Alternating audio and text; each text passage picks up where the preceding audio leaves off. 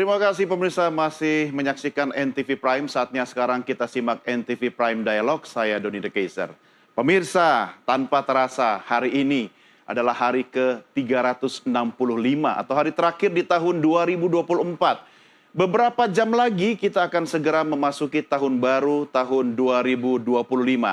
Sebelum berganti tahun, kita biasanya melakukan refleksi atas berbagai peristiwa yang terjadi sepanjang satu tahun ini. Kali ini saya mengajak Anda kita melihat kembali sejumlah peristiwa penting yang terjadi di sepanjang tahun 2024. Apa saja yang menjadi catatan dan pembelajaran agar kita siap menyongsong tahun 2025 yang diprediksi akan semakin berat.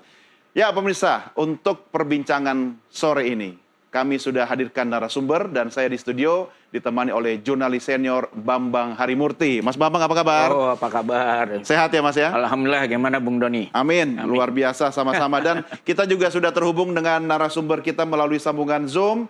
Ada juru bicara Kantor Komunikasi Kepresidenan, Ujang Komarudin. Pak Ujang, apa kabar? Alhamdulillah baik Bang Doni. Salam hormat Pak Bambang. Iya, terima kasih. Dan juga sudah bersama kita pengamat kebijakan publik Ahmad Nur Hidayat. Kang Ahmad, apa kabar? Kabar baik, Mas Doni, Bang Bambang, Mas Ujang, salam sehat ya. Siap, Bang Iya. Ahmad. Ini bapak-bapak semua ini, harusnya ada ibu-ibu dong kalau ngomong akhir tahun ya. Saya mau protes sama produser saya. Tapi sebelum ke Kang Ahmad sama Pak Ujang, saya mau minta catatan akhir tahunnya Mas Bambang dulu. Ya. Karena kita sering duduk di sini, Ya, betul. lebih fokus lagi kalau bicara soal-soal politik yang terjadi di tanah Ya, air kita. ya. Apa catatan penting Anda Mas Bambang? Ya mungkin catatan paling penting adalah tahun ini kan ada dua kegiatan politik yang besar ya. Pemilihan presiden dan pilkada langsung serentak, ya. ya. Dan suhu cukup naik ya. Tapi kelihatannya Pak Prabowo setelah menang ini bisa membawa suhunya kembali normal ya. Cooling down. Cooling down dan yang menarik adalah bahwa kritik mungkin ini masih bulan madu ya. Jadi kritik yang muncul bukan kepada presiden yang baru tapi pada presiden yang lama. Yang bulan madu siapa yang dikritik siapa ya? Tapi kan belum 100 hari juga Mas. Belum. Ya kan? Artinya Anda melihat selama ini 2 bulan ya kurang lebih ya. Apa yang bisa menjadi catatan penting Mas Bambang sebagai jurnalis senior mengamati dari luar pemerintahan? Ya. Kalau saya lihat yang dari luar ini yang pertama adalah perubahan yang terasa ya adalah soal IKN. Oh.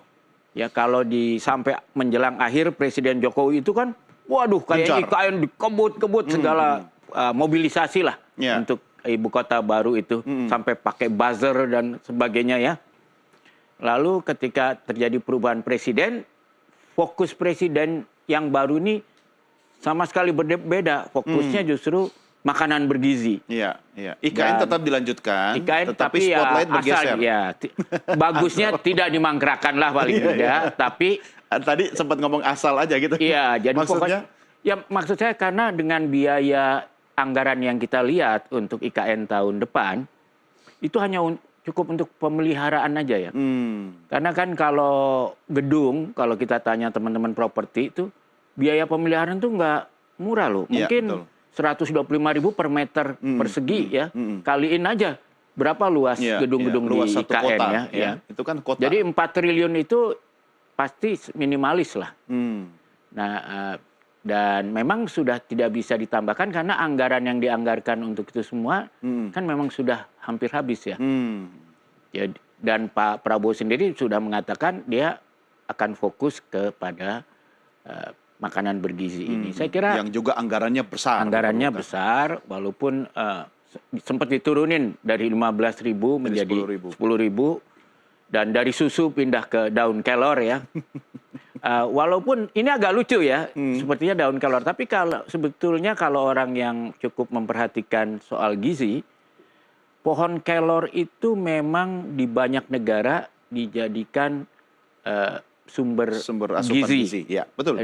Sehingga beberapa negara Afrika dan Amerika Latin bahkan mengimpor pohon-pohon kelor itu untuk meningkatkan gizi penduduknya. Itu apresiasi ya artinya ya, jadi bukan kita soal ya. bentuk makanan atau minumannya, tetapi saya kadar apresiasi gizinya. bahwa ini kelor kan di halaman rumah saya aja ada. Banyak, iya. Orang nggak pedulin gitu. Iya. Sekarang baru setelah dipedulikan oleh banyak negara Iya, lain, baru value-nya yang naik itu. baru kita Oke, tahan dulu Mas Bambang. Iya. Saya fokus dulu ke soal IKN Iya, yang kata Anda tadi sebenarnya hanya untuk pemeliharaan saja. Pak Ujang, bagaimana kemudian narasi ini agar bisa melanjutkan kebijakan Presiden Jokowi sebelumnya di tangan Presiden Prabowo bahwa IKN tetap penting, Pak Ujang?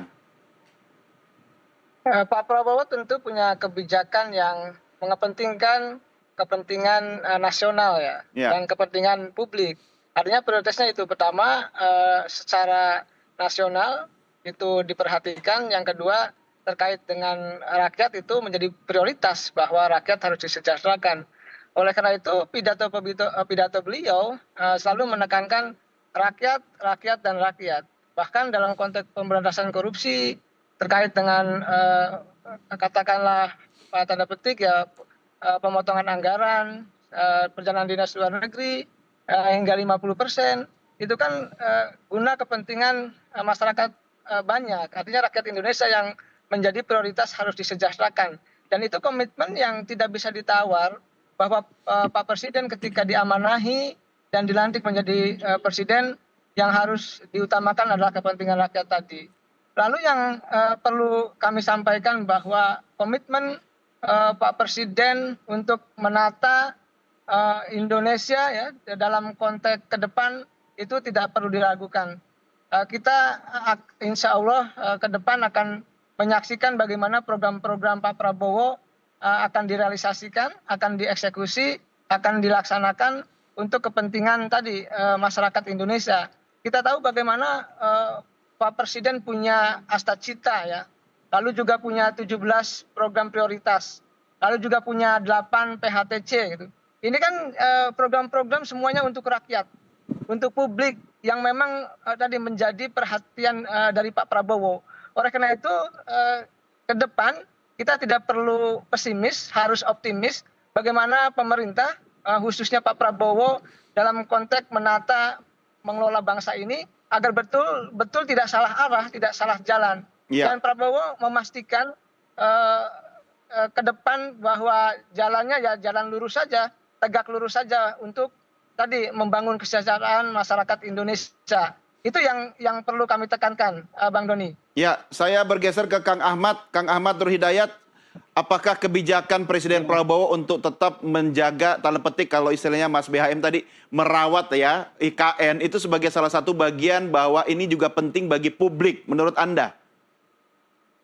Ya, saya kira soal IKN kita sebenarnya ya mendapatkan satu harapan ya bahwa anggaran APBN tidak dimuntahkan ke sana ya, sesuatu yang sebetulnya sudah banyak ya akademisi ya kalangan ilmuwan sudah mengatakan ini tidak tepat kebijakan untuk membangun IKN di sana ya. Dan saya kira Pak Prabowo sebenarnya sedang melakukan balancing ya antara yang kemarin begitu mengkuku, sekarang bagaimana ada nilai kemanfaatan ya yang diperoleh oleh rakyat dari apa yang sudah digelontorkan ya, hampir sekitar 92 triliun kan di IKN itu, dari infrastruktur dasar sampai istana yang sedang dibangun ini. Tapi saya kira saya ingin mengatakan begini Mas Doni ya, tahun 2025 saya kira kita harus mencermatinya dengan penuh kewaspadaan. Ya. Ini penuh dengan ketidakpastian global ya. Kalau kita lihat konteks apa yang terjadi di Ukraina, apa yang terjadi di Gaza, muncul lagi beberapa hotspot, belum lagi kebijakan Donald Trump yang tidak ramah terhadap barang-barang dari berbagai negara, khususnya negara berkembang. Ini akan menambah sebuah ketidakpastian dan saya kira fundamental ekonomi kita yang sebetulnya tidak cukup kuat ini, itu sebenarnya punya satu beban ya. Apalagi kalau kita lihat 2024 ini kan tahun diwarnai dengan adanya kenaikan PPN 12%. Satu kebijakan yang menurut saya salah kaprah, karena ini bisa memberatkan kelas menengah. Kita ingat bahwa kelas menengah lah yang membayar pajak.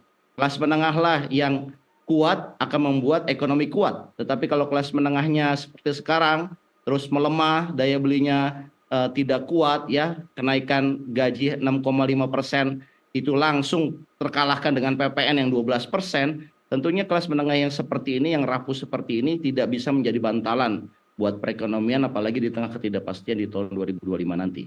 Oke, baik Kang Ahmad. Saya kembali ke Mas Bambang.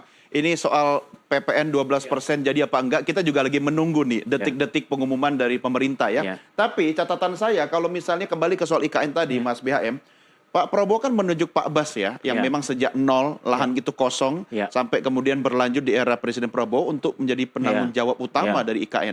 Bukankah itu menunjukkan keseriusan, bukan sekedar yang penting ada begitu? Ya, saya kira itu menunjukkan Pak Prabowo kan sudah janji pada Pak Jokowi akan meneruskan ya. Yang itu dia, bukti tapi janji. kan dia tidak menyatakan meneruskannya sampai kapan ya. Karena Pak Jokowi sendiri di akhir-akhirnya kan bilang mungkin baru selesai tahun 2040-an ya. Dan saya kira yang penting nggak mangkrak. Ya, gitu. dan saya kira Pak Prabowo untuk meyakinkan Pak Jokowi, sudahlah orang yang kamu percaya yang bangun itu kan beliau. Diterusin aja oleh beliau. Kau yang memulai, kau yang mengakhiri kan kira-kira gitu kan. Dan tapi soal dengan anggaran yang sekarang berbeda jauh gitu ya. Jangan sampai mangkrak lah. Saya kira bagus itu karena kalau saya ingat apa yang dilakukan sebelumnya memangkrakkan Hambalang itu kan menurut saya merugikan kita semua.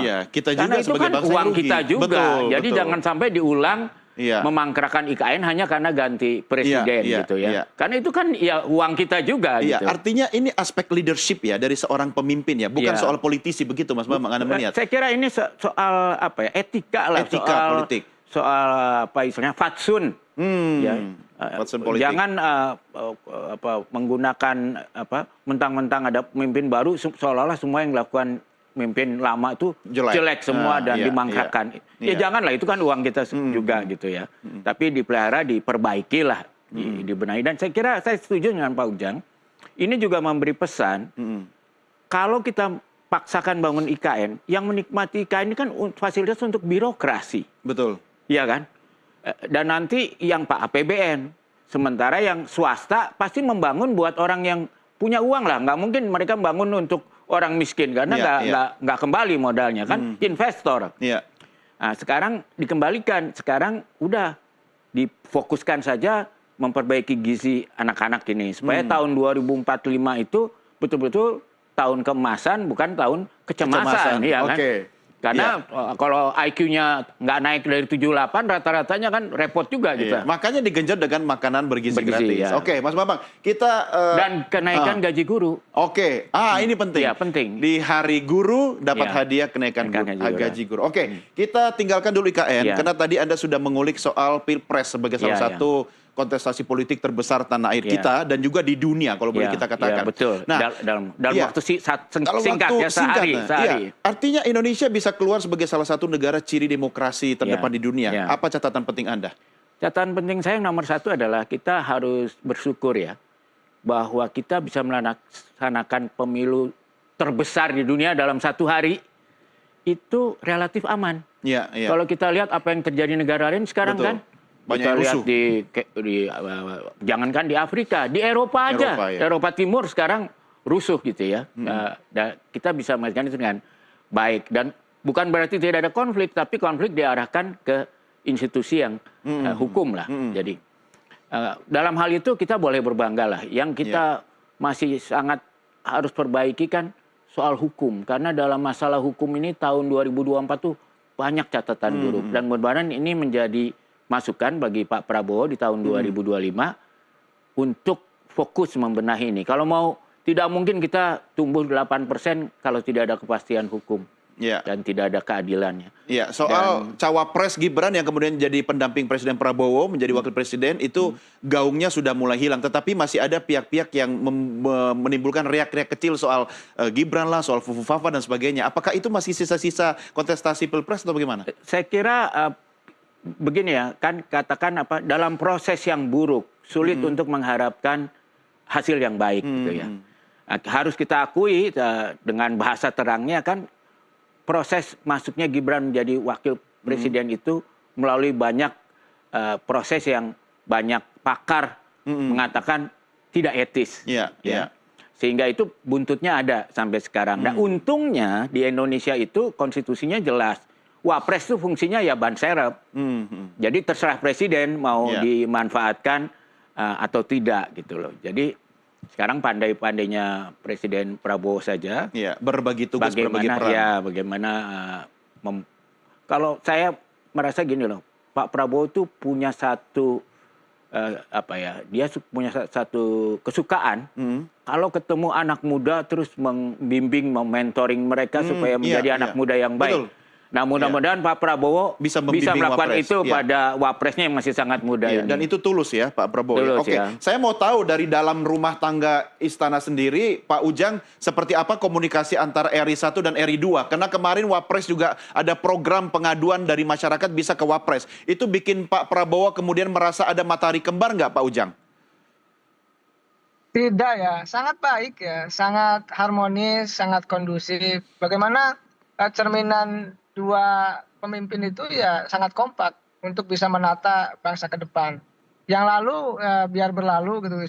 Pilpres sudah selesai, kita optimis Indonesia melaju di bawah kepemimpinan Prabowo Gibran. Oleh karena itu kalau bicara soal harmonisasi di kepemimpinan di istana Prabowo Gibran itu tidak ada masalah sama sekali. Dan buktinya hari ini aman-aman saja, damai-damai saja.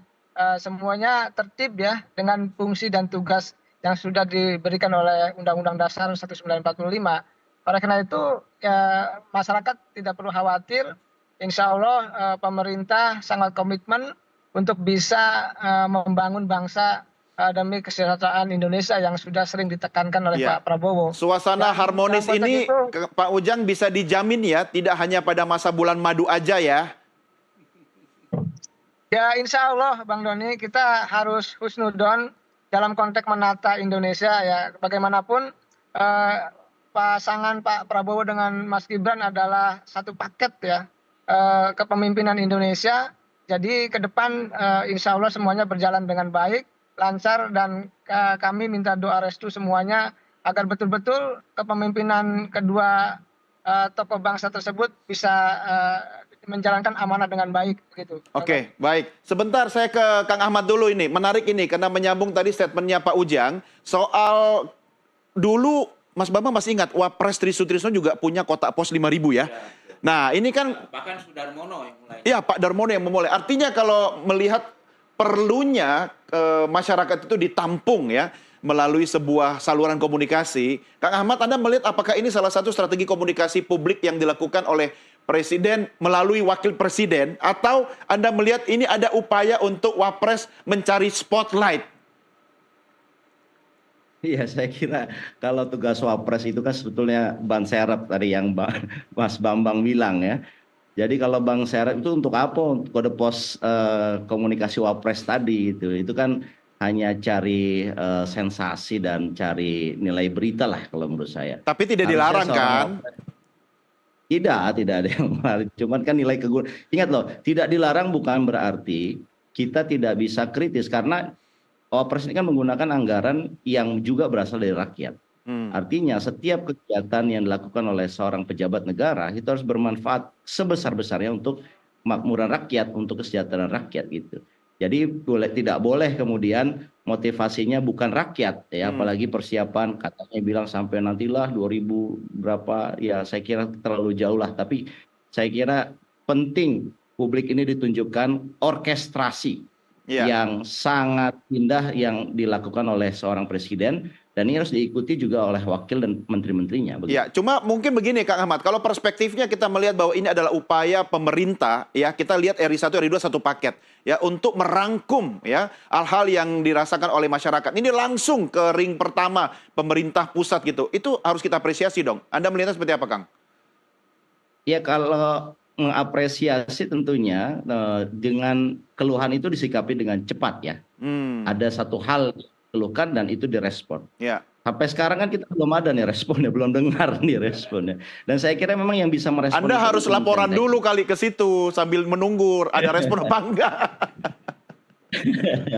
Ya, saya kira sekarang ini kan alat-alat komunikasi sudah banyak. Iya. Bahkan Kementerian Menkom DG misalkan sudah berubah nama menjadi DG, itu kan artinya bagaimana komunikasi itu disalurkan secara digital dan diresponnya juga cepat. Saya kira sudah banyak jalur-jalur komunikasi. Hanya saja dengan penambahan kantor Wapres ya, yang sesuatu yang sebetulnya tidak ada jadi ada. Jadi agak menurut saya kelihatan agak lucu aja begitu. Oke, baik. Bapak-bapak, sebelum kita lanjutkan tadi, istilah agak lucunya Kang Ahmad ya. Kita rehat sejenak, kita lanjutkan diskusi kita di segmen berikutnya. Pemirsa, kami segera kembali sesaat lagi.